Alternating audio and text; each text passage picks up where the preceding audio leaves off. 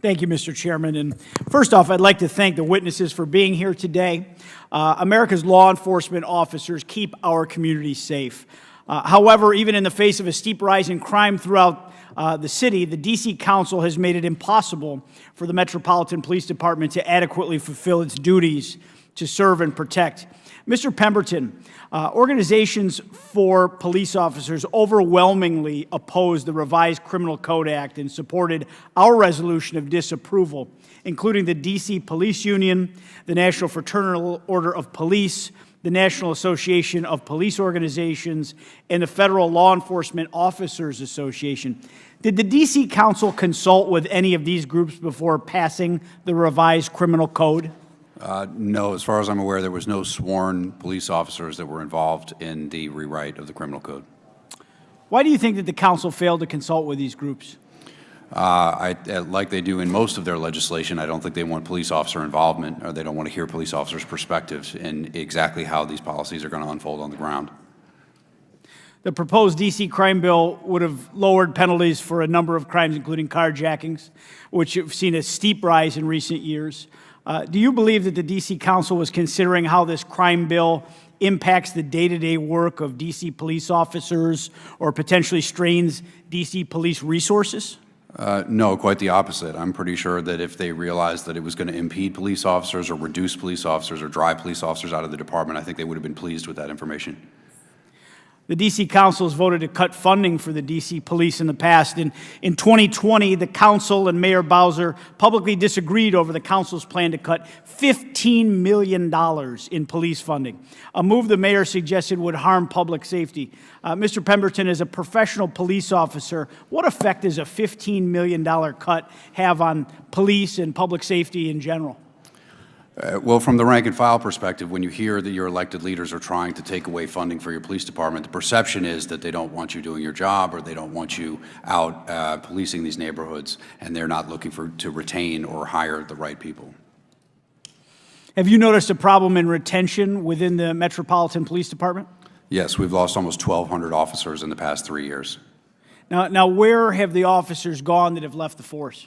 Many of them have found other agencies in which their elected officials and their employers don't treat them as deplorably as the city council treats their police officers. Many of them have just left law enforcement in general because they've been so disheartened with the way they were treated. Now, how long and what would it take for the police force to get back to full strength at this point?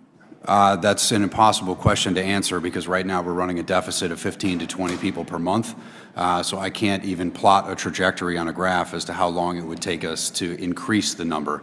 Right now, if you drew the timeline out, the number of police officers would eventually get to zero if we don't do something. Now, Mr. Mendelson and Mr. Allen, I'd like to ask either of you why you believe over 600 officers have left the police force since you passed the, quote, emergency police reform. Thank you for the question. Every police department, major police department in this country, is suffering with a drop in applicants for police. I was just looking at an article in New York City, 900 officers they lost last year. Our Metro police, which are not subject to this bill that's before you, they have 25% vacancy right now. This is a national problem. It does not correlate, and the union can't provide any evidence that shows that it correlates with the legislation.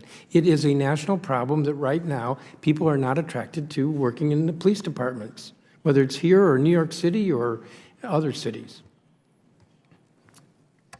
Thank you, Congressman. I'll echo that what we are seeing across the entire country, police work is incredibly hard. It's incredibly hard work. It's also incredibly hard to recruit a lot of folks into it. In the district, part of what I helped move forward are signing bonuses, which a lot of other jurisdictions have done around the country. We've passed legislation to protect our officers if they're injured in the line of duty. We have found ways, which I think is the most important, is to try to help grow our own. Right now, only about 18% of our police force actually live in the District of Columbia. So we have housing incentives and other ways to help them be able to call DC home. But our biggest tool is actually our MPD Cadet Academy. And I help grow that from 15 slots per year to 150. That's DC high school students that can start a pathway to become an officer, and I think that's a great way to make sure that you have officers that are of and from the communities in which they serve, and it creates a built-in pipeline for our officers and for the police department to be able to grow the numbers that we need. This is one of the great cities of the world. It deserves to be safe. Its citizens deserve to be safe. Its visitors deserve to be safe. Our staff members, you know, we saw what happened to Senator Paul's staff this week. If I had a member of my own staff here on Capitol Hill jumped while I was trying to pump gas. I mean, these can be life or death situations, and we invite the world to visit us here in our great nation's capital, and we deserve our police officers deserve to be supported. The most three dangerous words that have ever been uttered are defund the police. And this culture needs to stop.